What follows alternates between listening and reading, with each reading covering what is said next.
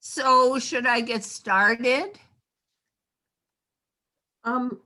Yeah, I don't know if anyone else is going to join us, but We had a few more they do. people show There are up. two more people. Great. Yep. Who did? Who else do we have? Oh, good. Lanny's here. And who else? Hello. Who's?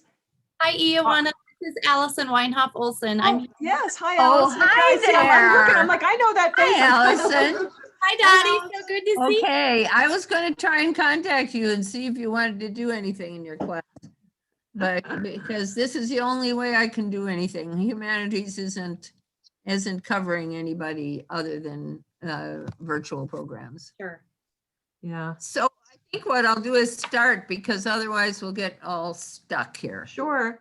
Well, we have Eva from last time, Dottie, and now we have Allison and Lanny. So good to see you guys. We know that everybody's so busy and crazy this time of year, but thank you for joining us. And yeah, great to see you. And we went over number 1 and 2 on Dottie's slide there, historical and geographical context and major characters.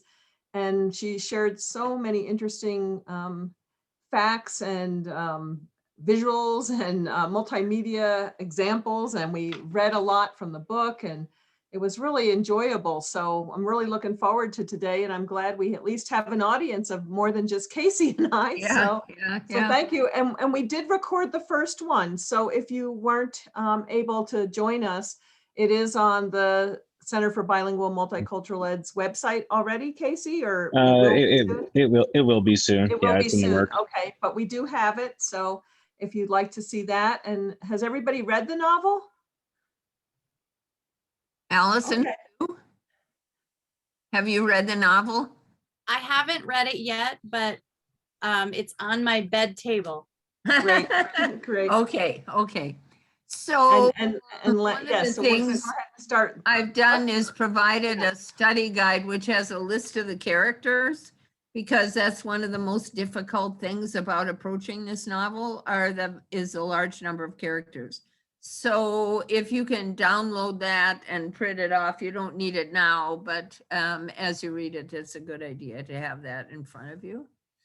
Okay, so we kind of just reviewed it. So what we're going to do today is look at the duplicitous use of language that is revealed in this novel, humor, so that's part of the fun of looking at it, and then identity.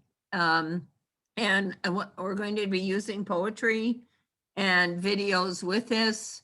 And I haven't timed it, so I'm hoping that we can kind of get through everything I have, but if we can't, I guess. So Eva, are you still there? I wonder if she's still there. Okay. Can we see if she's still there? Is she still there, Casey? I think she was still putting her little one down, so she's probably trying to put the baby down and then she'll join us. Yeah, she's still connected. For her, huh? She's still connected. So she can hear it. Okay, so this is a picture. She had asked, where did the Chippewa people live pre-contact? And you can see the Great Lakes and the top of the Great Lakes, Lake Superior, and all of that red was the land base of the Chippewa, Ojibwe people, and then there's these two links. So what I am going to do is not show you this right now, but this is a Wikipedia actually. But I have a long list of all of the links that have been part of the presentation so far. So I'm going to complete that and then I'll send that to Ioana and then she can send it to you. Okay. So what I wanted to know is what have you noticed or wondered about that you might want to share as you've read the novel? So I can't ask Eva, but Casey, have you read it? I have not. You have not. Lanny, have you read it? Nope. Anybody have read it? So No, I haven't read much lately. you haven't, okay. Well, then we'll go to the next one. This is the section on duplicitous language. I want you to think about how much Erdrich understands about the present and past manipulation of language to overpower Indian people. So we practiced these a little bit the last time we met. What does a word or phrase say? What does that word or phrase mean to various audiences? And why does the meaning matter to those audiences? So I want you to think about this word, for example. Think about the word freedom and what is a synonym for freedom, because that's denotation. So you can use a synonym or a dictionary definition, not using the word free. What does freedom mean? Dictionary kind of definition or synonym. You can unmute yourself. I think everybody should be unmuted. We don't have very many people here. Anybody? Allison? A synonym I'm thinking about right now is privilege. Oh, wow. Okay. Interesting. Anybody else? Another possible word is liberty. But we heard a lot of this word on January 6th. And I want you to consider the various factions of Americans who use this word today. Voters, African Americans, police. I am watching, not nonstop, but a lot, of the Derek Chauvin trial. Boy. And I'm getting a lot of insight into how language can be manipulated to prove a point. So you think about what that freedom means to the different peoples. And in the Gettysburg Address, Lincoln uses the word freedom, and a lot of people have quoted that and think that applies to themselves, when really he was talking about African American people. He was talking about Black people, but many people who use it today do not take that meaning from it.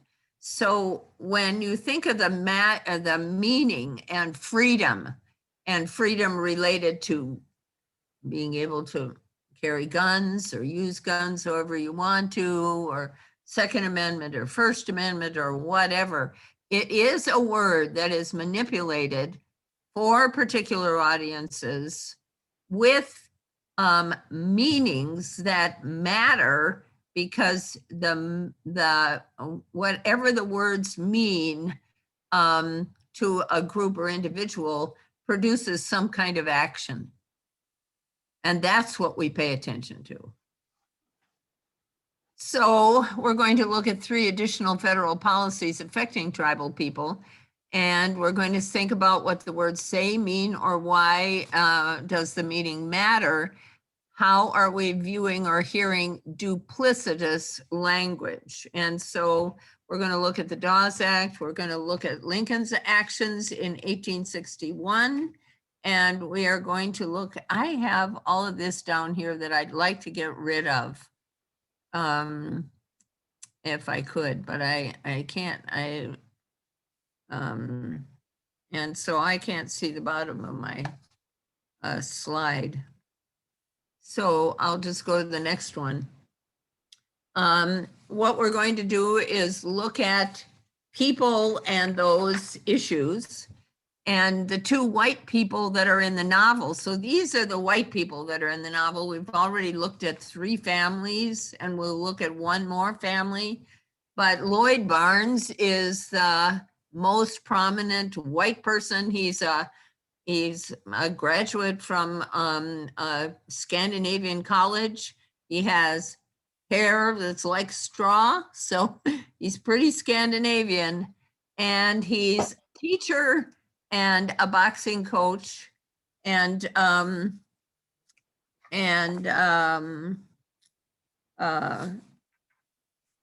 he's an okay guy. There's no question about that. He likes his job. He likes the kids he works with. But anyway, we're going to be talking about him, but I apologize. I want to backtrack just a teeny bit about when we're dealing with the freedom thing, because on page 24 to 25, what happens is that Eddie brings the Termination Act to, we're on page 24 to 25.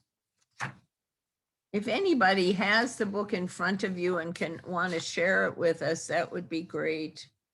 And he brings it to Thomas. At first, Eddie thinks the Termination Act might be good for them. Let's listen to Thomas explain to Eddie as Walter reads. I heard about it. Sure, this thing sounds good, Eddie said. Here, I could sell my land. All I got is 20 acres. So the Termination Act would give them permission to sell their land, their allotted land. But then you wouldn't have any hospital, no clinic, no school, no farm agent, no nothing, no place or to even rest your head. I don't need nothing, said Moses. No government commodities. I could buy my own food with that land money. By law, you wouldn't be an Indian. Law can't take my Indian out of me, maybe. What about when your land money runs out? What then? I live for the day. You're the kind of Indian they're looking for, said Thomas. I'm a drunk. Well, that's what we'll all be if this goes through. Let it go through then. Money would kill you, Eddie. Death by whiskey, he says. Thomas laughed. An uglier way to go than you think. What about how it will affect all the old people? People who want to keep their land. Think about it, huh? I know you got a point, said Eddie. I just don't want to take your point right now. So he's got his mind made up that maybe this is something that can kind of work. Thomas and his friends are not fools. They can see through the language in the termination bill. They know that this is how the federal government over hundreds of years has manipulated indigenous people to relinquish land and culture and basic human rights just so they might survive. Thomas understands that the author of the proposal had constructed a cloud of lofty words around this bill, words like emancipation, freedom, equality, success, that disguised its truth. Termination. Termination, missing only the prefix, X, terminate. Thomas knows this. The intent was finally to unmake, to unrecognize, to erase as Indians, him, Baboon, Rose, his children, his people, all of us invisible, as if we never were here from the beginning here. He looks at what they've survived over hundreds of years, and Thomas thinks, but at last we will be destroyed by a collection of tedious words for the dispossession of, for the intensification of, for the termination of, to provide for, etc.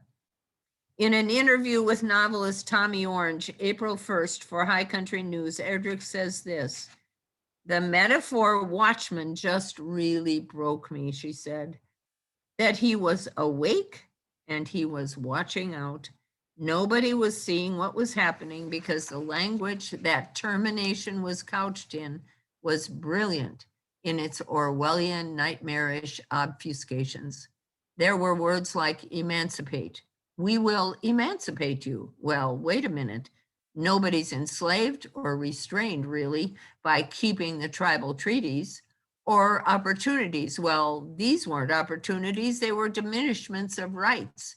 That was the gist of everything, relocation and termination. At the end of her afterword, Erdrich writes this about language and power. She says, lastly, if you should ever doubt that a series of dry words in a government document can shatter spirits and demolish lives, let this book erase that doubt. Conversely, if you should be of the conviction that we are powerless to change those dry words, let this book give you heart. As you read the novel, pay close attention to the language. So we'll go ahead then and talk about the people in this novel that are white. And the first one is Arthur Watkins. And we're going to read the beginning of chapter 4, chapter to 4 lines from the end on page 185. Can you read that, Joanna? You're muted. Yes, yes, I'm Okay, just getting okay. there. Okay. Okay.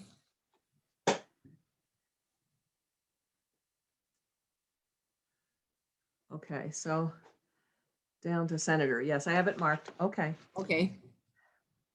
If Arthur V. Watkins had been a boxer, which he definitely wasn't, he would have been a brawler. You wouldn't think it of such an ideal-looking, respectable fellow. Classic preacher looks, semi-bald with a virtuous halo of whitish hair, spectacles, an aggressive air of cleanliness and godliness that was Watkins. Dark tie, pale suit. He was born in 1886 when Utah was still a territory, and he was baptized by Isaac Jacobs. In 1906, his father, also Arthur V. Watkins, wrote to Joseph F. Smith, "We have filed on land on the reservation for us a home." This happened during the allotment era when the Ute people and the Unita and Ouray Reservation, where the Watkins land was located, were relieved of 13.8 million acres of land that had been guaranteed by the executive orders of first President Abraham Lincoln and later Chester A. Arthur. Okay. So just think about this. They were relieved. Now think about what the dictionary definition of relief is. It's being freed from something bad, you would kind of think. Nope. They were relieved of 13.8 million acres of land. That's the language. So this excerpt refers to the allotment era. And so we'll listen to a short explanation of the Dawes Act, 1887. Is that okay with you guys, or do you fully understand it? Should I play it? Yes, no, maybe so? Yeah, play it, yes. Okay, okay. I have to click on it here. There we go.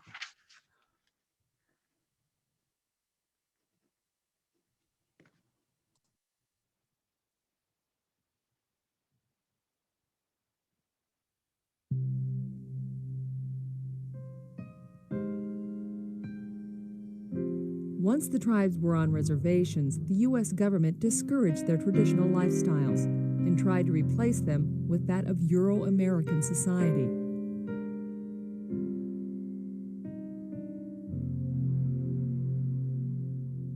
In 1887, the U.S. government passed the Dawes Act. The Allotment Act, as it was commonly called, required that many reservation lands be divided and that each individual tribal member be assigned or allotted a parcel. The remaining land could then be reclaimed by the U.S. government and made available to homesteading settlers. They told the tribes that, well, you don't have enough people to fill up all this land, and these are real hard-working, very sincere people that are going to come in here and make use of that land that you're not using. And so we're going to ask you guys to move on 80 acres, individually move on 80 acres, and then you'll become farmers. I gotta laugh at that. And then you'll be able to take care of yourselves. They were trying to change character of a people who had developed that over generations and generations. The United States treatment of tribes sort of vacillates. And we had the treaty making period, it ended in 1871. In about the 1880s, the United States decided that tribal people should look more like everybody else. Nobody else looked like farmers. And so they decided to carve up reservations, to allot them, and to provide Indian people with their 40 acres or 60 acres, depending upon where they were, that they could farm. And then they would sell off the rest of the land. So there was a policy of allowing individual Indian people to have landholds. Of course, the agenda was to weaken tribal governments, to destroy the communal fabric, which was the Indian way, which was not the non-Indian way. And as a result, tribes would go away. Okay, what I wanted you to, did anybody notice the landscape that came on right away when he started to talk about allotment? There was a picture of some real rough, rocky place, and that's probably true on the Ute reservation. So you might say to yourself, who got the real rocky place in terms of what in the allotment period, and who got the flat prairie place? It's not too hard to figure that one out, because that is really what happened. So clearly, Watkins and his family had benefited from federal policy that limited the scope of Native American lifeways. And then the question of what does this have to do with Arthur Watkins? Arthur Watkins is the creator of the termination bill that they have to confront, and they meet him. But he's the guy who's already benefited from dispossession of Native American people. So as you read the termination bill in Lincoln's address to Congress, I want you to think about a phrase or a sentence or a word and apply the following strategy. So in this presentation, what I'm doing is providing background, context, so that you might have a deeper understanding as you read. So we're going to use this same strategy, and we're going to look at two big documents. So I was going to read this, but I'm sounding kind of hoarse. Casey, do you want to read it? Can you see the whole thing, or is there something in your way? No, I can see it all. Okay, could you read it, please? This is the termination bill. And as we're reading, if you find something that you think is kind of, let's stop and talk about this a little bit, some language. If anybody wants to raise your hand or unmute yourself, please do that. I'm going to get some water while he's reading that. Okay, go ahead. Whereas it is the policy of Congress as rapidly as possible to make the Indians within the territorial limits of the United States subject to the same laws and entitled to the same privileges and responsibilities as are applicable to the other citizens of the United States. In the end, their status as wards of the United States, and to grant them all the rights and prerogatives pertaining to the American citizenship. And whereas Indians within the territory limits of the United States should assume their full responsibilities as American citizens, now therefore be it resolved, I, thy House via Representatives, the Senate concurring, that it is declared to be the sense of Congress that at the earliest possible time, all the Indian tribes and the individual members thereof located within the state of California, Florida, New York, and Texas, and all of the following named Indian tribes and individuals, members thereof, should be freed from the federal supervision and control and from all the disabilities and limitations, especially applicable to the Indians. The Flathead Tribe of Montana, the Kameth Tribe of Oregon, the Anami Tribe of Wisconsin, Potawatomi Tribe of Kansas and Nebraska, and those members of the Chippewa Tribe who are on the Turtle Mountain Reservation, North Dakota. Okay, for- let's stop right there. Is there anybody that wants to say something about what you've just read? Think about, what does it say? What does it mean? What did it mean to the Indian people? Who do you think is the audience for this? Unmute yourselves and just talk. Dottie, this is Allison. Yes. Allison, okay?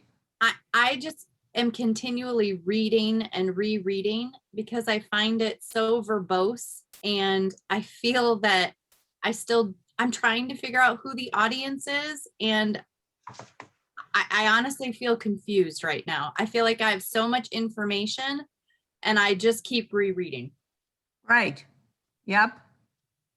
So is the audience Indian? If you haven't read the novel, you don't know that half of the people that this affected couldn't read or write English. And Thomas was educated, and so was Patrice, one of the main characters.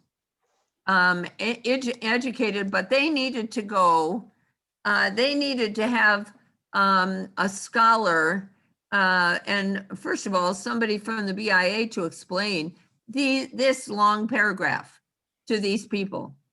So the audience in the first place was certainly not the Indian people themselves.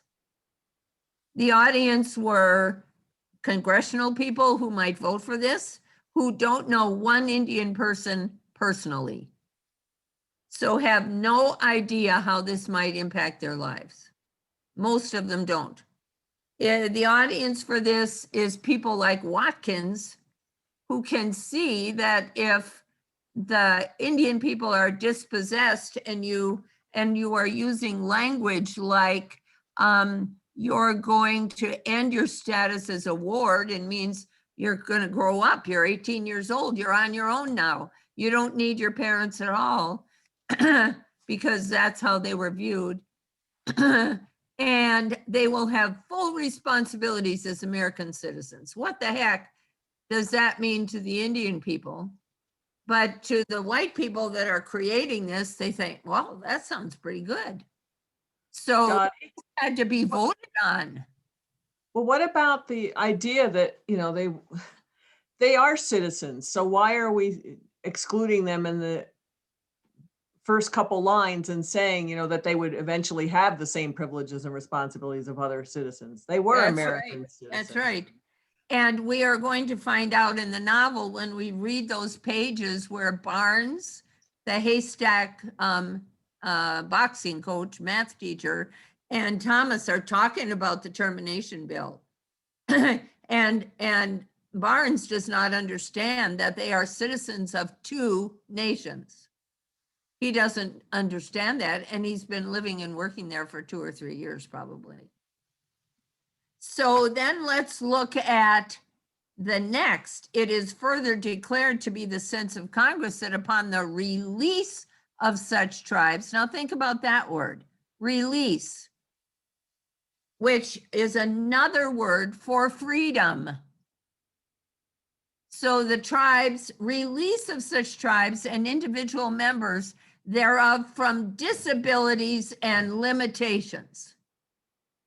So the white people who wrote this are suggesting that the termination bill will free them from the disability of being Indian people dependent on the federal government. All offices of the Bureau of Indian Affairs in the states of California, Florida, New York, Texas, and all other offices whose primary purpose was to serve any Indian tribe or individual Indian freed from federal supervision should be abolished. So what this bill meant is that there are no more institutions that will serve the Indian people according to the treaties that have been passed, and signed over the years and approved by Congress. So Congress is making this decision that they will abolish what they had promised they would do. Now, we've heard about that other times, but that's what's happening here. It is further declared to be the sense of Congress that the Secretary of Interior should examine all existing legislation dealing with such Indians and treaties and report, and I have to tell you that I can't read on my screen what's the rest. Secretary of the Interior should examine all existing legislation dealing with such Indians and treaties. So it is the Department of Interior. And now in the United States, we have the very first Department of the Interior person who is an Indian person. So before, they certainly weren't. They were military, but they were Western European immigrants. Dealing with such Indians and treaties between them and each such tribe, and report to Congress at the earliest practicable date, but not later than January 1st, 1954. This is supposed to happen in a matter of months. His recommendations for such legislation as is his judgment may be necessary to accomplish the implementation of this. So Allison, do you still have some questions? I definitely have a lot of questions since I haven't yet read the novel, but I have more understanding. And Okay. I feel offended hearing what this means and Yeah. what you're saying. Yeah. That's good to hear. That's good to hear. It's just, it was passed August 1st, 1953, January 1st, 1954 is when it was supposed to be accomplished. So there are Like- more go ahead. I just want to say, it's like all legalese. Anytime I read anything that's legal language, it's meant to be deceptive. And I find that really alarming.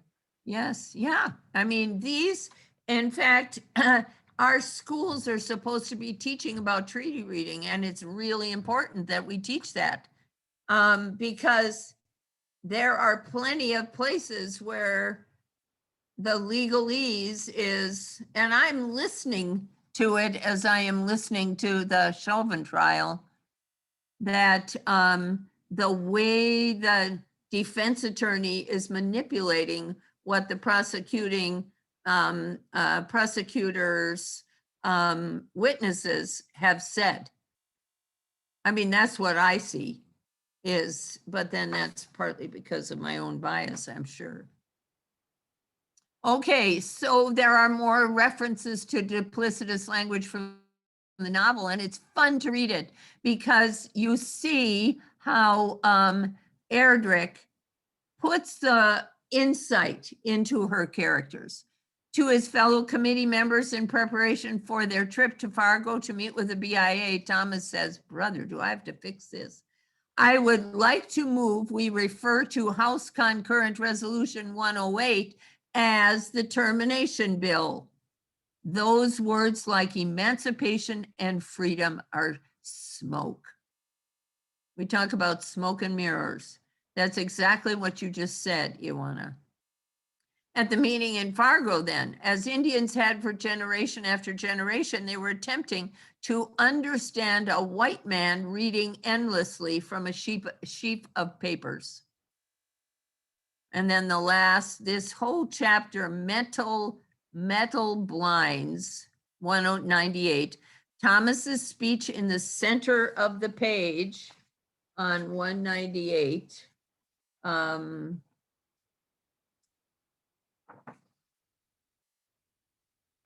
find that.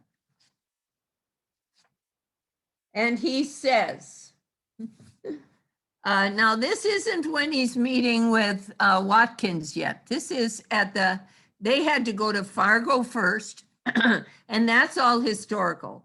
And then they had to come home, raise money to go to Washington to meet with Watkins. So Thomas says, sir, with all due respect, we have just this one day to understand a bill that is meant to take everything from us. Could those who need a break discreetly do so while the rest of us continue with this meeting? They had suggested to stop the meeting and have a break. And then these people who had to leave their jobs and had to pay for a place to stay would have to stay another day. He says, could those who need a break discreetly do so while the rest of us continue with this meeting? I further propose that Mr. Holmes repeat the simple version of the bill. He seemed to capture the meaning in a few sentences. Thomas was surprised by his own boldness. So then we have let me see here.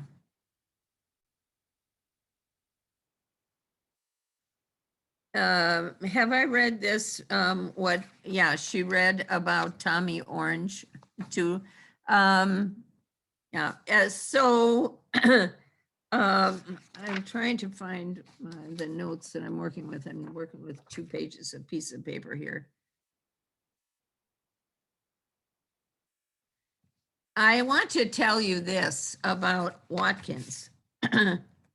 I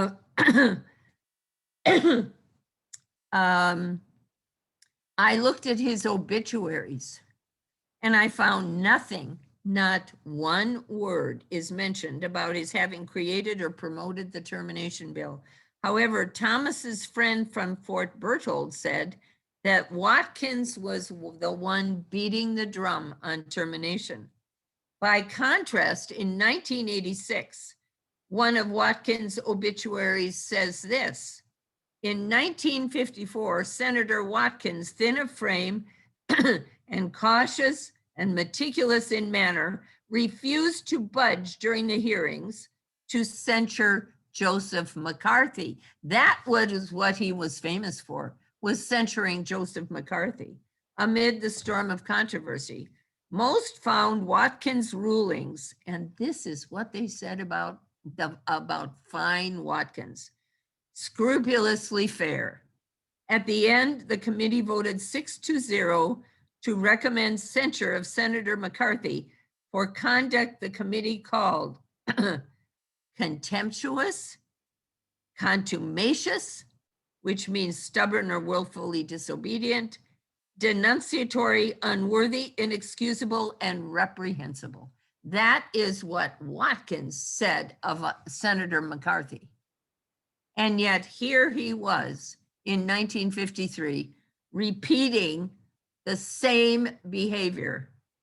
And my comment is, this is some kind of irony. So then we can look at this speech. This is one of Lincoln's most famous speeches. But look at what he says about Indian people in this 1863 speech. There's a reference to it in the novel, and that's why I pulled it up.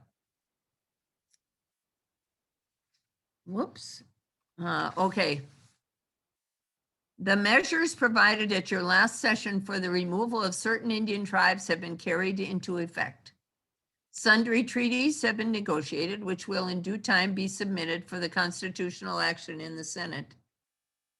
Those treaties contain stipulations for extinguishing the possessory rights of the Indians to large and valuable tracts of lands. It is hoped that the effect of these treaties will result in the establishment of permanent friendly relations with such of these tribes as have been brought into frequent and bloody collision with our outlying settlements and immigrants. So think about the audience of this piece. Is it Indian people? No way. It is hoped that the effect of these treaties will result in the establishment of friendly relations with such of these tribes. So who has the relations? The white people have the relationships with the tribes, and they're trying to avoid bloody collisions. So dispossess the Indian people of their large tracts of lands, and then you will stop all the blood. And that was his purpose. How many of you knew that? Anybody? Yes, I've seen this before. Oh, have you? Okay. Yes. Okay, so we're going to talk about Lloyd Barnes now. And this is who he was. I'm not going to be able to read the rest, the other part here. So it's going to have to be Allison, maybe you and Ioana maybe could read. Boxing coach and math teacher.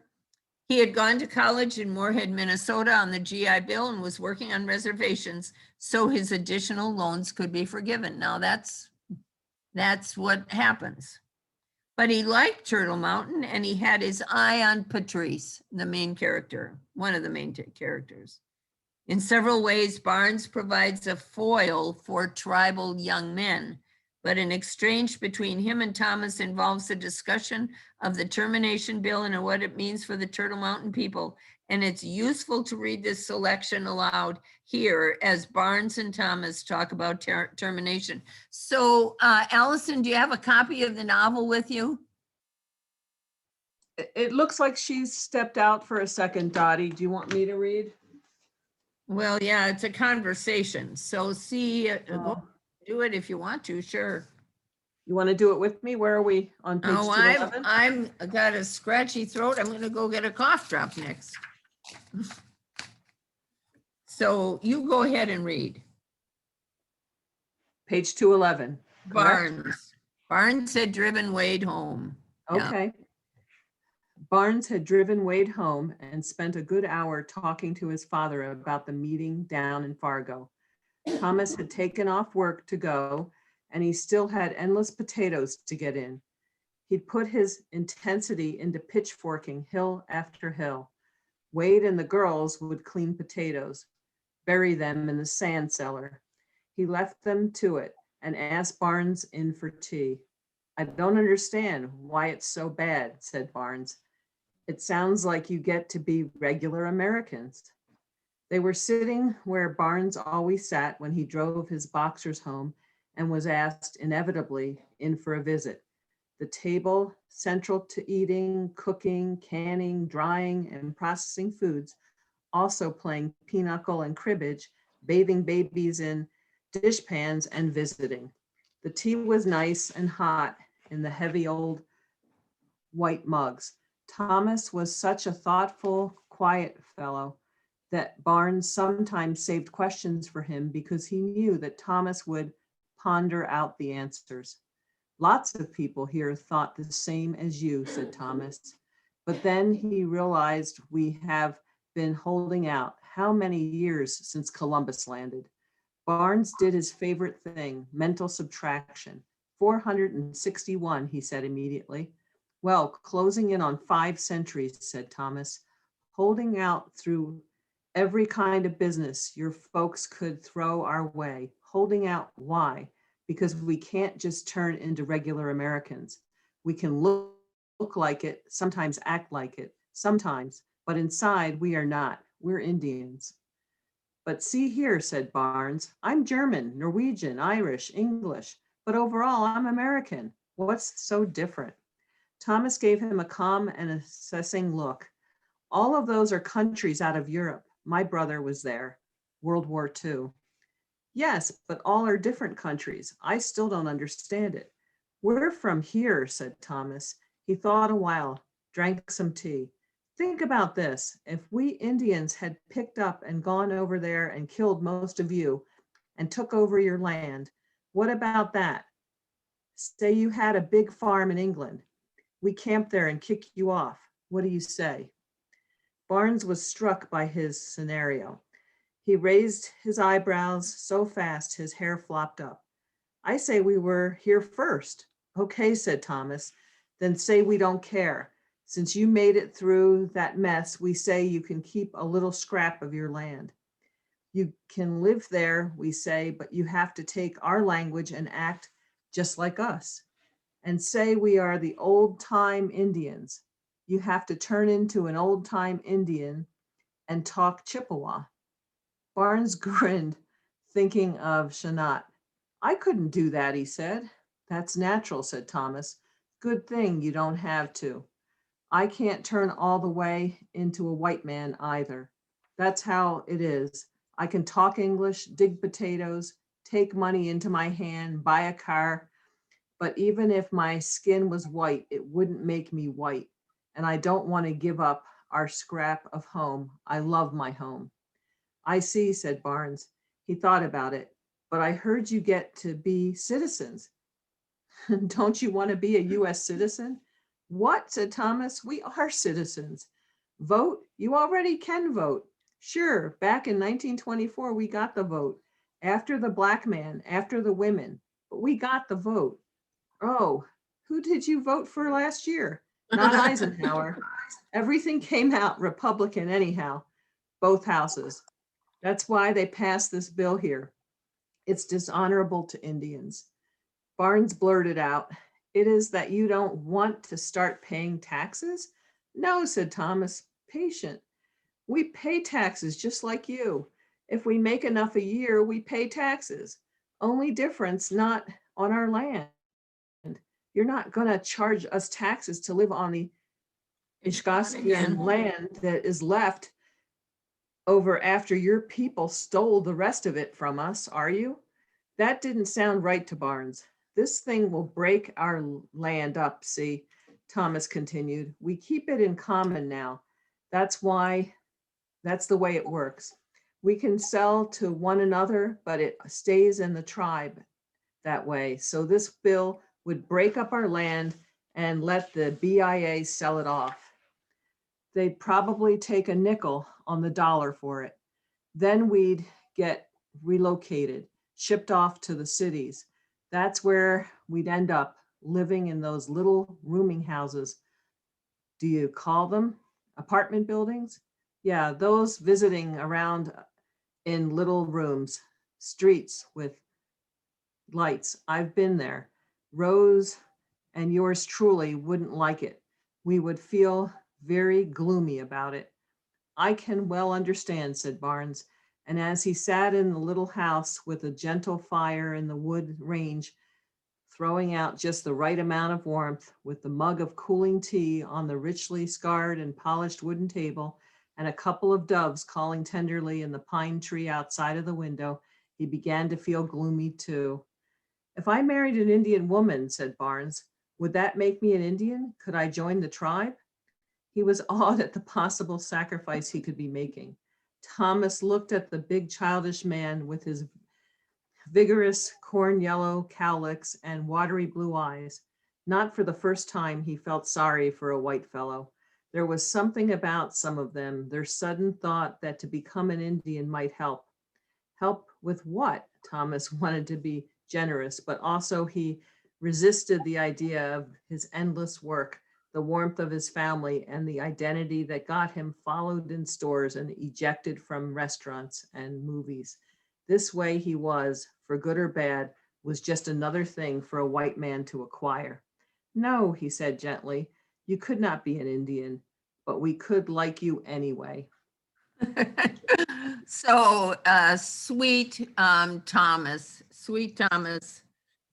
This that we just read is an example of the problems with language and issues with differing audiences. Clearly, Barnes has no understanding, even though he's been living in the midst of them, of the perspective of Native people and teaching and coaching their children. Still, he does not understand. And I think often about the people from outside of the state who find that they can get a job and get paid pretty well if they teach on a reservation. And what kind of training do they have in the culture and language of the people they will be living amongst? I mean, I just don't know if they have it, if it happens. You guys are kind of responsible for some, I'm trying to see who I'm looking at here. You are responsible for working with bilingual education in schools, but think about what these teachers don't have a clue about. Okay, so then there is the issue of boarding school. And because that is one of the things that impacted Thomas so much. And he is followed around by Roderick, who is a ghost. He died of tuberculosis after being punished and being hidden down below in a cold place at the boarding school that they probably went to. So what I'm wanting to know is if we can look at this. It's about 6 minutes long, and I want to deal with the humor stuff, and I want to deal with identity and some poems. So I think I have enough time. I don't know how many of you have seen this particular excerpt, but this comes from the We Shall Remain series. There's a Wounded Knee hole clips, and in the middle of it is this little excerpt about boarding schools, and it is powerful. So you can find this We Shall Remain series, but it is no longer available online. So I have a copy of it and I've got it working here. So I'm going to click on it and open it up right where I want it. Here we go. I'm pretty sure it'll start here. Come on, start. Where are you? Nope.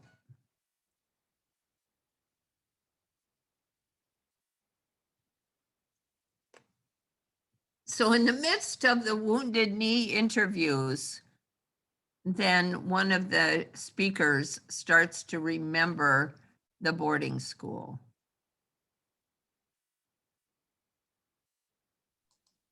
I think Casey circled the play button for you in the middle there. Dottie, do you see? I don't his see circle? it. I don't see it in the middle. He's circled, it's below the line. There's the play, the triangle facing to the right, the play button. Yeah, no, I played it. Because we can see that on the screen.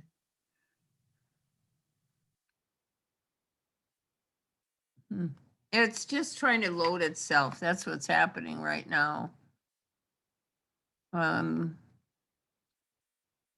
So let me see if I can minimize it a little bit. It's not here. Can you see where I'm going with it? Stop video. But that's for you.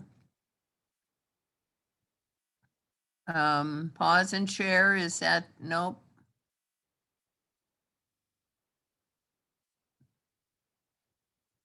Nope. Yeah, yes, please. I wanted to go to 39, Casey. Yep. Anything. That aria really Oh, neat. thank you. Sorry about that. This generation of Indians in the late 60s, early 70s, who for the most part, they've been to boarding school or their parents have been to boarding school, which was explicitly about getting Indians off the reservations, to not be Indian, to not speak their language. For those Indian people, it was this moment in which you could see on television, there was another way, there was another possibility. It was electrifying.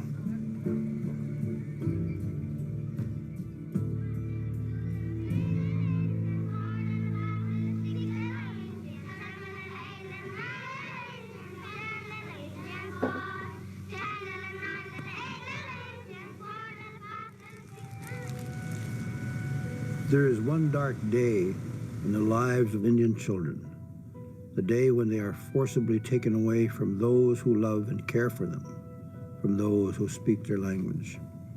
They are dragged, some screaming and weeping, others in silent terror, to a boarding school where they are to be remade into white kids.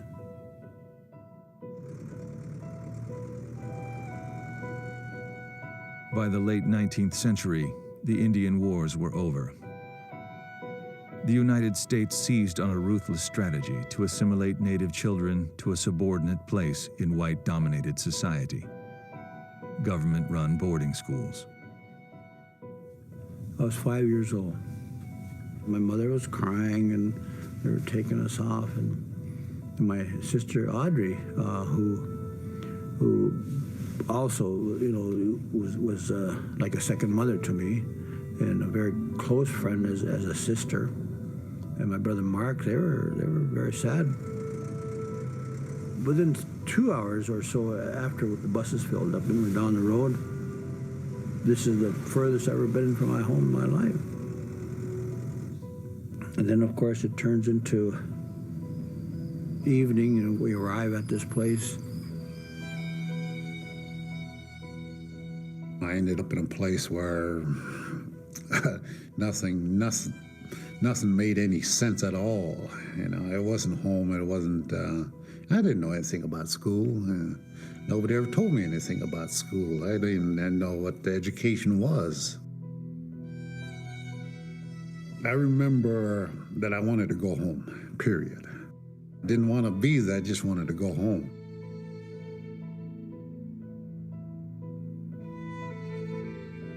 And we all had to strip down naked, and then they put the DDT on us, they line us up, they're cutting our hair.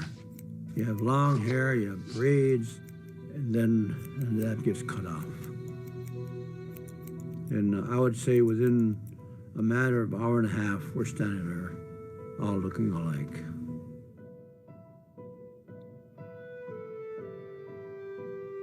Between the 1870s and the 1960s, over 100,000 Indian children were sent to one of the nearly 500 boarding schools scattered across the United States.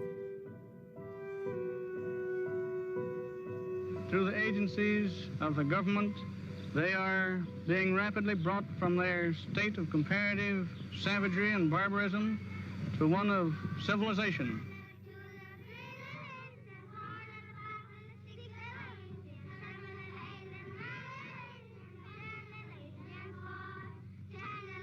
We couldn't sing any native songs or tribal songs. They just started using English. You could not use any other language. And we'd whisper it. Pass the bequajigun, pass the bread over. It's like I had to be two people. I had to be Nawakamig, and I had to be Dennis Banks. Nawakamig is my real name, my Ojibwe name. Dennis Banks had to be very protective of Nawakamig.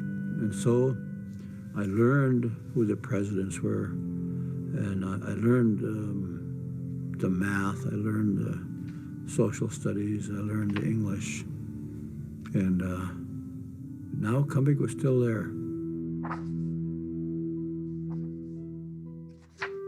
This is education that was promised us, that was guaranteed us through the treaties. But it wasn't. It's torture, brainwashing. They called us many different names. Savage, dumb. And we got beat for looking like an Indian, smelling like an Indian, even speaking Indian. Everything I did.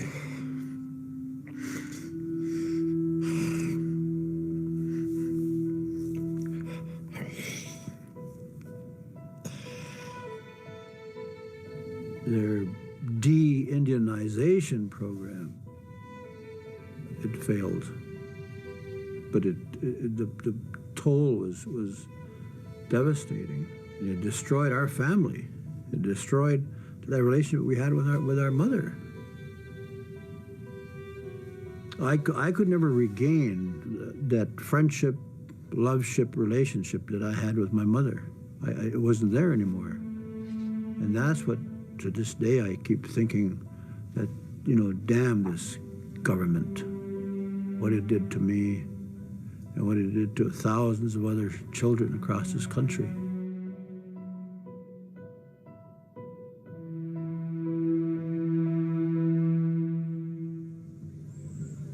Okay, now we can quit it, Casey.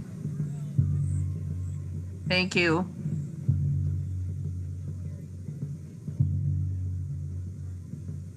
If the leaders at Wounded Knee are bent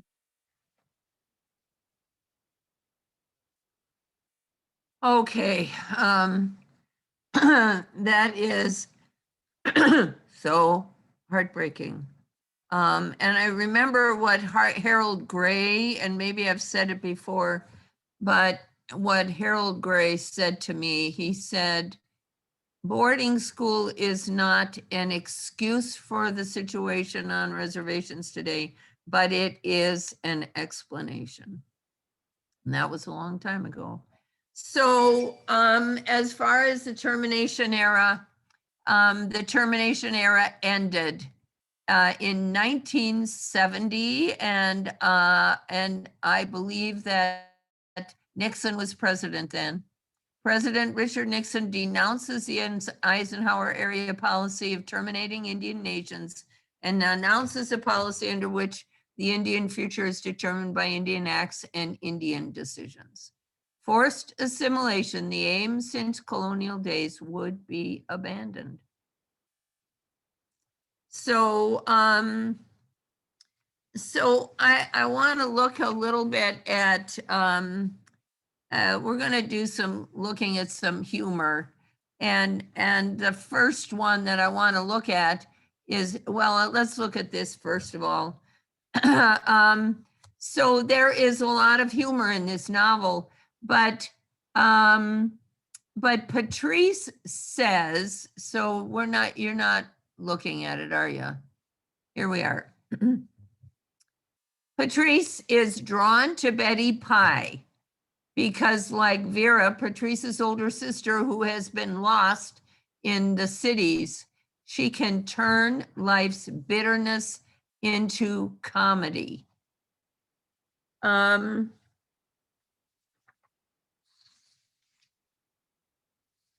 the May 1st, 2016 Tribal College Journal of American Indian Higher Ed, Cynthia Lindquist Mala writes, laughter has always been a part of being Indian, and Native humor is culturally distinct and complex. Indigenous languages and storytelling are integral to the cultural uniqueness of Indian humor. Indian humor is the heart of our resilience and survivability. Moral lessons and social order are embedded in storytelling. We like to make fun of ourselves and to not take ourselves too seriously. Humor is a way to understand and heal from personal or historical trauma, as well as a way to fight adversity. So one of the things that humor does is it turns harsh realities into something that you can look at and laugh at and help heal. So to begin with, I just wanted to share a few of these. This three men, Moses tells Thomas on page 22 to 23. Moses tells Thomas about the time he put Jimmy Duval, who was the sheriff, in the outhouse for the night. Order of business, the one part-time tribal police officer was up north at a funeral. The jail was under repair. It was a small, sturdy shack, painted white. The door had been kicked out by Eddie Mink, who usually spent the night singing out there in his fits of drunken joy. He needed more wine, he said, so he decided to leave. They talked about a new door, but as usual, the tribe was broke. The other night I made an arrest, said Moses. I locked Jim Duval in my outhouse. Was he fighting again? Real bad. We picked him up. Had to get my boy to help shove him inside. A cold night for Duval. He didn't notice. He slept on the shitter. Got to find another way, said Thomas. Next day I put on my judge shirt, brought him to my kitchen court. I gave him a fine and let him go. He only had $1 of the fine, so I took his dollar and called it square. Then I spent the day feeling so bad, taking food from this family's mouth. Finally, I go over there and give the dollar to Leoa. I need to get paid, but some other way. We need our jail back. Mary was mad I put him in our outhouse, said she almost burst during the night. Oh, we can't let Mary burst. I talked to the superintendent, but he says the money is extremely tight. You mean he's extremely tight in the butt? Moses said this in Chippewa. Most everything was funnier in Chippewa. A laugh cleared out the cobwebs for Thomas, and he felt like the coffee was also doing him some good. So then there's Water, Earth, and Valentine tells Doris and Patrice about the car she's going to get. So Doris is the white girl that takes them back and forth to work in her nice car. So so Valentine says, I'm going to get a new car, maybe next month. Maybe I'll be driving. Daddy's fixing up a car for me. What kind, said Doris. Probably an all kinds car, said Valentine, you know, a car made of other cars. And then Water, Earth, let's see, and then Thomas puts his mother-in-law into bed, and it's really a tender, beautiful story. His mother-in-law is an old elder, grandma, and it's a tender page, but I'm not going to read that here. So then Thomas says to Louis, sometimes I wonder. I have to read it off of here. If one of them will ever say, gee, those damn Indians might have had an idea or two. Shouldn't got rid of them all. Maybe we missed out, they might say. And then everybody laughs together. And then they talk about a man, the average man is proof that the average woman can take a joke, and Thomas always had a joke. And then Janet. Now, Janet is Patrice's mother. She is the most traditional of all of the characters. She is the one they depend on for her leadership in ceremonies. And after the baby is found in the cities and brought back, they hand the baby to Janet, this mother who probably is in her middle to late 50s. Janet eventually gathers up the baby and herself, walked into the house. The first thing she did was sit down and nurse him at her breast.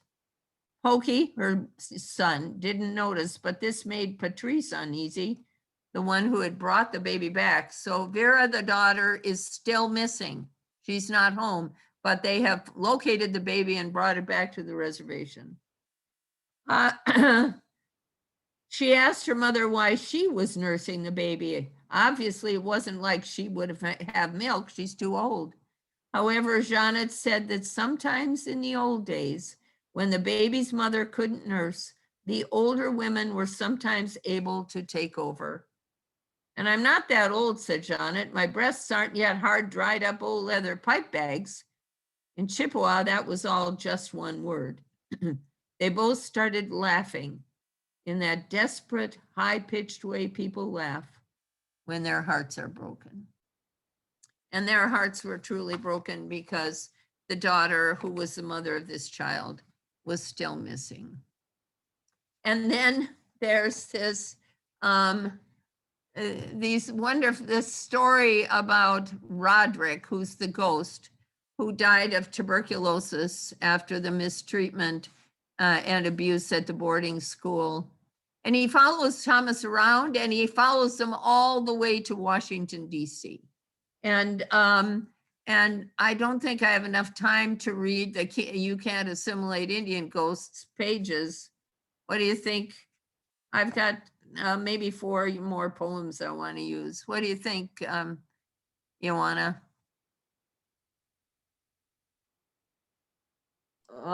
If you want, I can read it. If not, we can go on. Well, I mean, okay, you go ahead and read it then. 372 to 373. Okay, you can't assimilate Indian ghosts. Even as a ghost, Roderick was never going to be assimilated. You can't assimilate Indian ghosts. It's too late.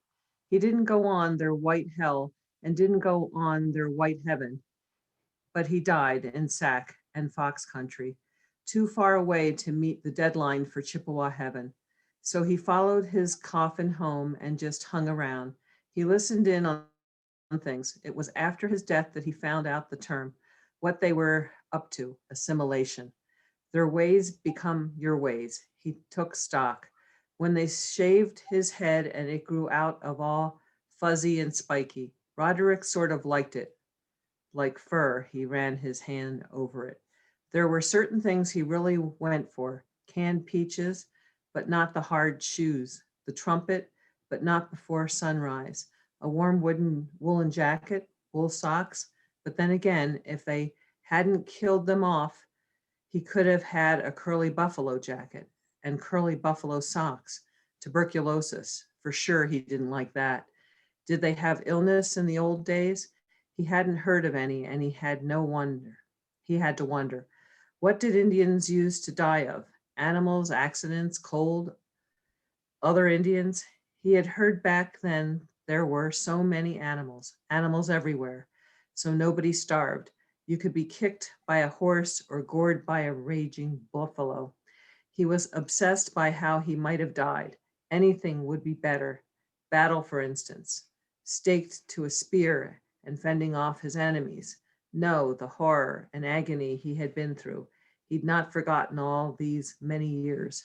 Of course, the years there were an instant to him as a ghost. He had gone to old Parenteau's funeral thinking maybe he could sneak along or follow him on the journey to the afterlife. He was ready for somewhere new, but only Parenteau had died drunk and veered off the holy road. And Roderick had turned back because he smelled the boiling hot beet meat that Jeannot had cooked in 3 changes of water, like his mother. He could smell anyway. He also liked to hear Jeannot's talking. No to assimilation. There were no swear words in Chippewa, but lots of words for sex, and Roderick liked to hear about ghost sex. He regretted that he hadn't had it, but of course he knew all about it now. He knew too much. Long ago, he'd stopped haunting people when they started acting sexy. But when Jeannot and the old people talked about sex, it was funny.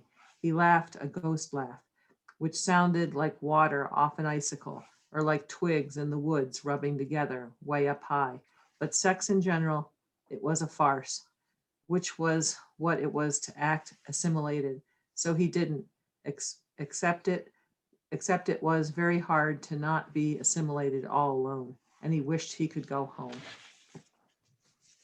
Okay, so one more of Roderick. There's a whole chapter on Roderick, and I just want to read a little bit of it before I read these other 2.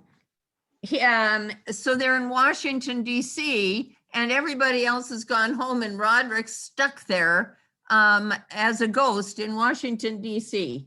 He missed the train, but there were so many Indian ghosts in Washington that he decided to stay. For a while, Roderick eddied around the station. When he moped enough, he went back to see the sights, which after all he'd missed out on being so attentive to the living. He saw monuments, he saw statues, he saw buildings, and then he saw drawers and cabinets of his own kind of people. Indian ghosts stuck to their bones or scalp locks or pieces of skin. Some of the holy pipes were singing monotonously. Others were ghostly ghost dance shirts. For centuries, Indians had gone to Washington for the same reasons as the little party from the Turtle Mountains. They had gone in order to protect their families and their land. It was a hazard of travel for Indians to be lynched from street lamps as a drunken joke. Ghosts with rope necklaces. It turned out the city was packed with ghosts, lively with ghosts. So I have this little clip here of repatriation, and we won't watch the whole thing. We're not wanting to keep anything from anybody. All we want as Umatilla tribe is a voice in how these remains are treated. So when the scientists, even the general public, say this is for the benefit of everybody, we're everybody as well, and we want a voice.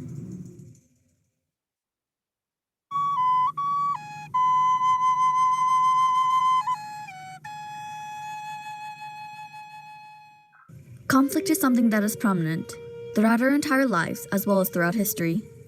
Disagreements and opposing thoughts, actions, or people lead to the encounter of disputes. To evolve, move forward, and to improve, a settlement of differences by mutual concessions is needed.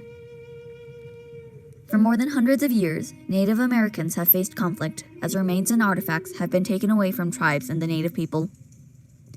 They were considered objects and collectibles to be researched upon by anthropologists and archaeologists. The late 19th century was one of the most difficult periods in Native American history in regards to the loss of cultural artifacts and land.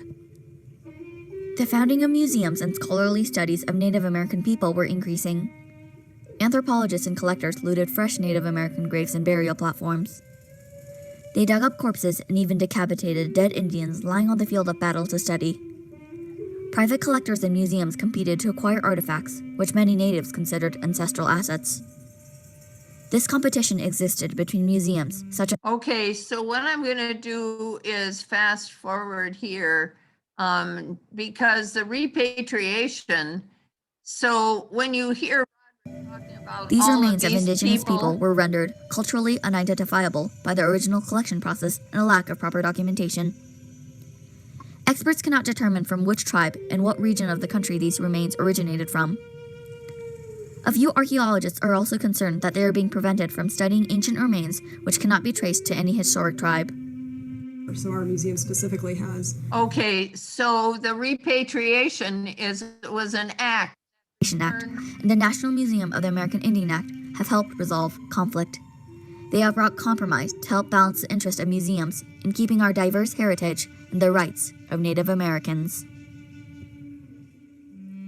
Okay, what I'm going to play now is Richard Littlebear's poem.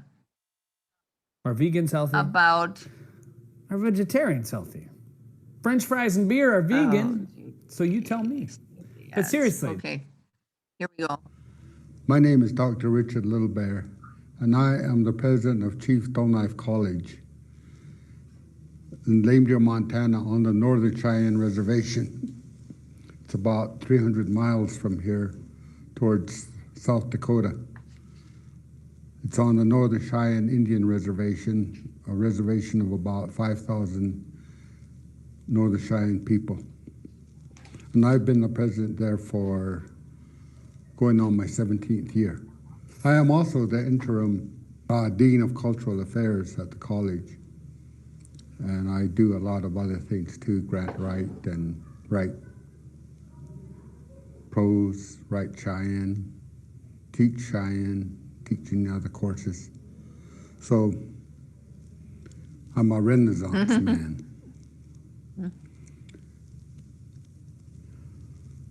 I'm going to read at least 3 poems that are in, I can't remember, Birthright, Born to Poetry, a collection of Montana Indian poetry.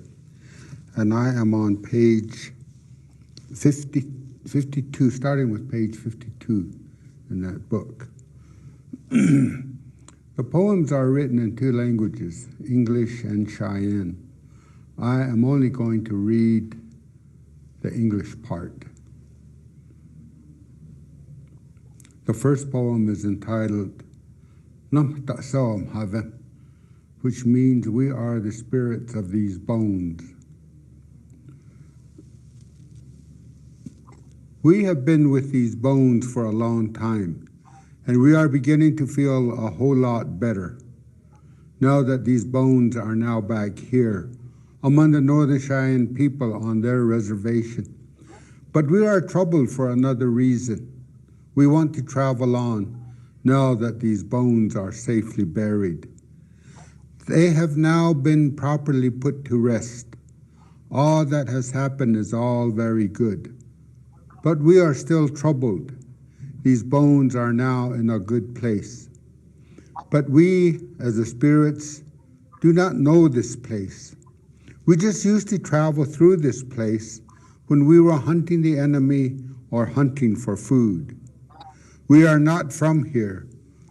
We want you to know that. We have been meeting and seeing. All the spirits who have been with these bones for a long time were called to a meeting to sing songs. We are looking for the right wolf songs that will guide us. So now we are singing. We are trying different songs. Whenever we find the right wolf songs, we will travel on to a place we know, to a familiar place where we can sleep peacefully, where we will no longer feel bad, where we will no longer feel homesick. Let us find some wolf songs, we said. We put together some drums. Once we finished, we sadly pounded on the drums. And now we are looking for songs that will help us as we travel on. Or maybe we can now be here and rest and restfully sleep, even though we do not know this place so well. And you know what Roderick talks about, how he doesn't feel at home where he has come from. So the last that I wanted to talk about, so could I maybe have another 10 minutes or people leave if they have to? What do you think? We can continue, and if someone has to leave, they can leave. Okay, so I want you to think about the themes or images in the following poems and what statement about identity these poems make. But I'm not going to use these two. The truth is that I can provide this whole PowerPoint or slideshow on a link to you, Ioana, and then people can access it if they want it. And so then they can click and watch whatever they can.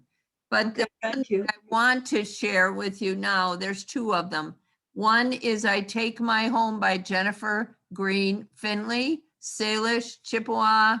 And she's writing about her grandfather, who reminds me maybe of what Thomas might have looked like. So we're going to listen to her read it here.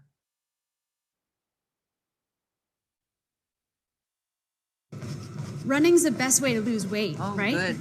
That's actually wrong. It's actually the other way around. What you need to do is stop running on the treadmill.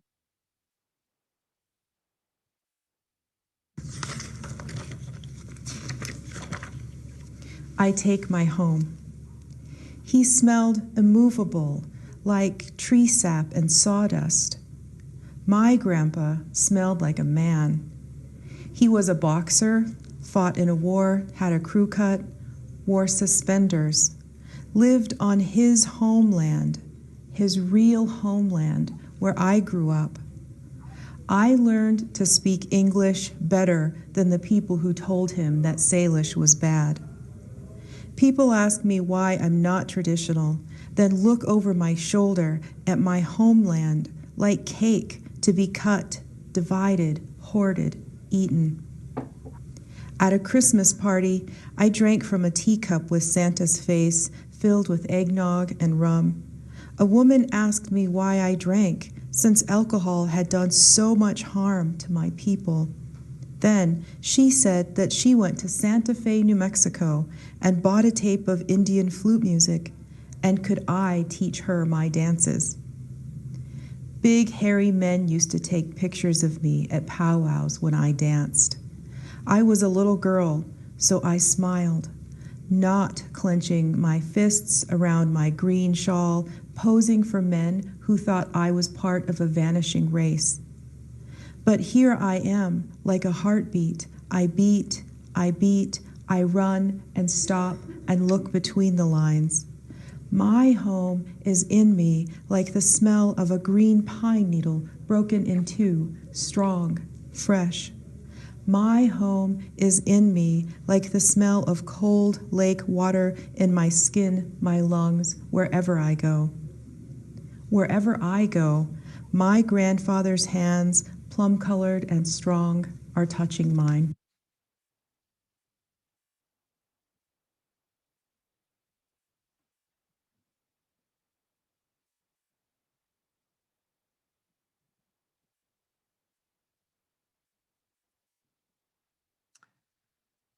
Okay, so this is third to the last thing that we're going to be doing. So as we listen and read this poem, how does it contribute to understanding of identity? What do you find in the poem that is resonant with anything in the novel or that we've talked about already? Anybody want? I'd like to hear something from everybody. Eva, what do you think?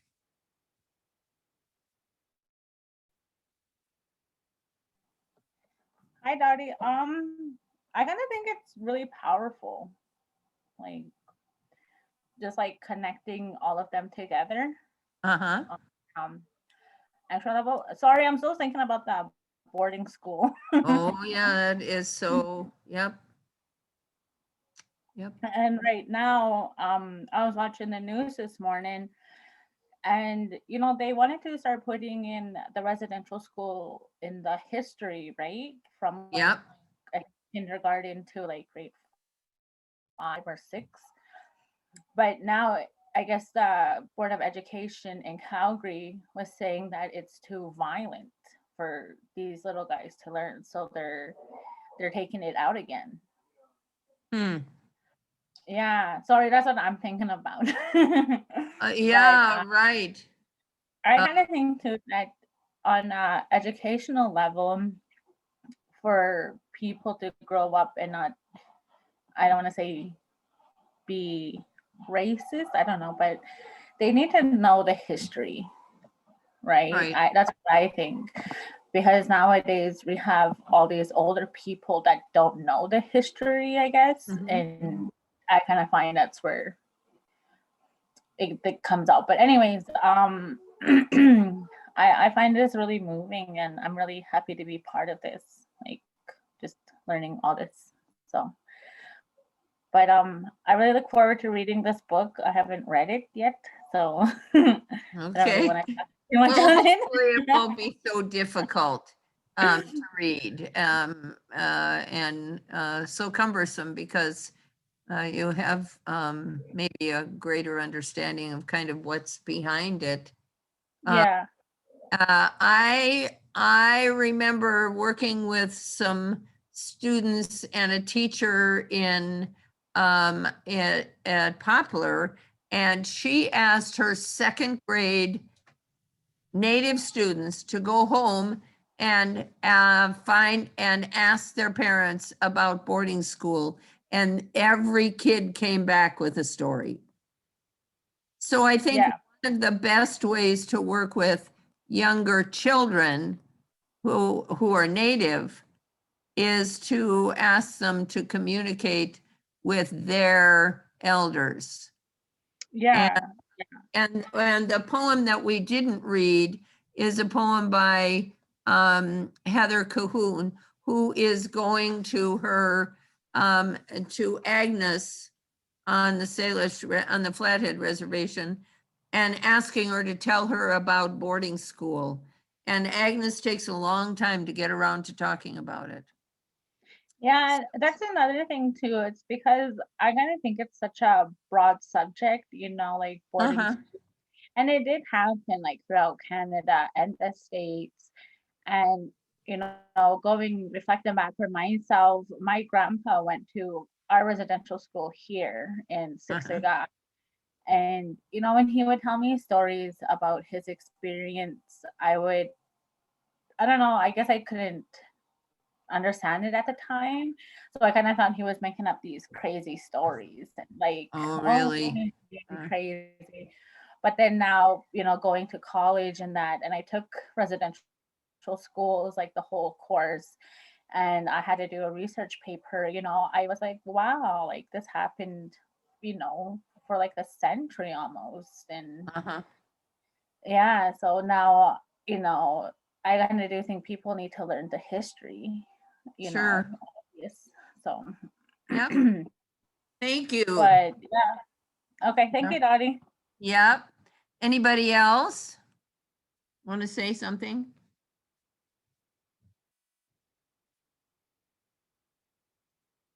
Well, I have this little video of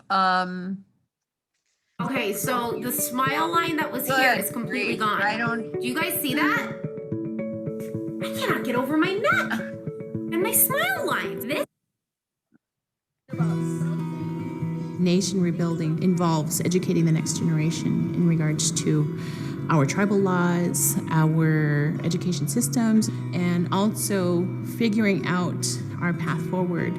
It involves reaching back into our history and back into our memory to reinstitute and revitalize those systems that lived here for millennia. Looking at the past and looking at history, our people went through so much, and they went through so much change. Boarding schools, being assimilated. I think now that we've been through all that hardship, that it's time for us to rebuild ourselves in this era of self-determination. As being a part of Tournament Band of Chippewa, we go by 7 teachings, and 7 teachings is huge in our culture. There's the things like truth, bravery, honesty, respect, humility. If you want to be an amazing person, an amazing leader in the Native American community, those are things you have to follow. The vision for my community in the future would be just to thrive, to be able to talk to somebody in our Native American language.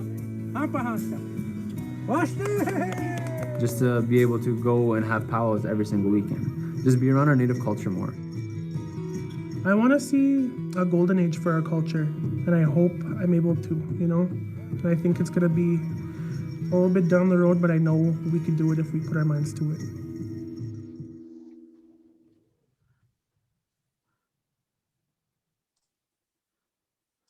Okay, so then the last thing I wanted to do was this poem, Remember, by Joy Harjo, so I want to leave you with a couple of these inspirational voices. That video, you could see that there were some young people from the Turtle Mountain Reservation that were there. So this is Joy Harjo reading her own poem. And the key to truly losing weight lies in this I'm telling you, we could really slim down if we followed all of this stuff. Remember. Okay, here we go. Remember the sky you were born under. Know each of the stars' stories.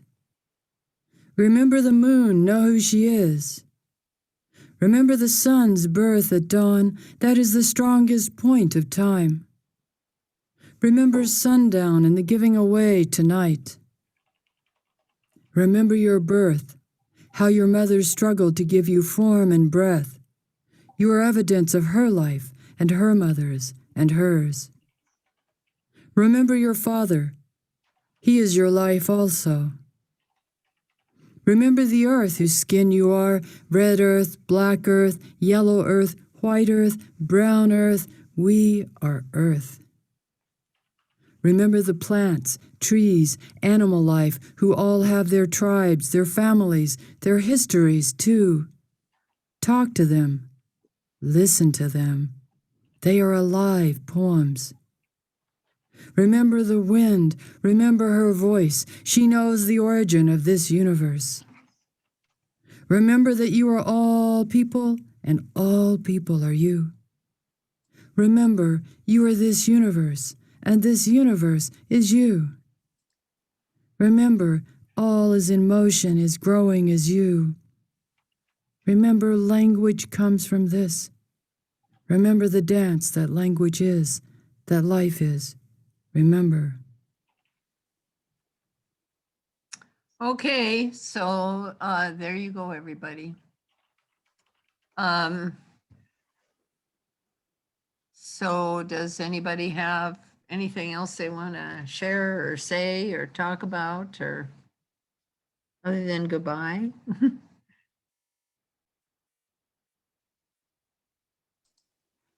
Casey, do you have the feedback sheet so people can provide some comments for Dottie? Yep. I'll throw it in the chat here.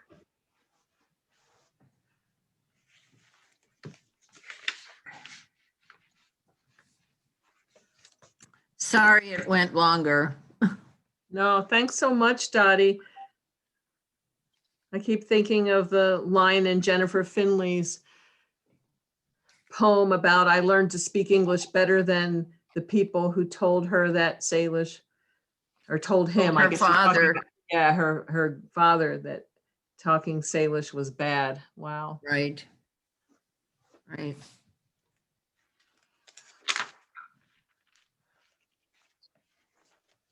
Well, those of you that came, I really appreciate your being here, and The link is in the chat now. okay.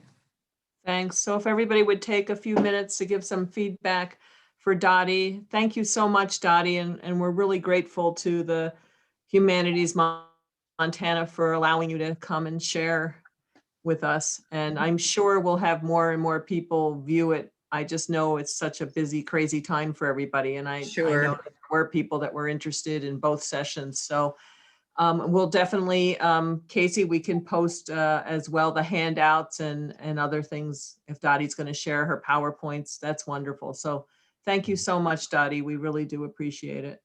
You're welcome.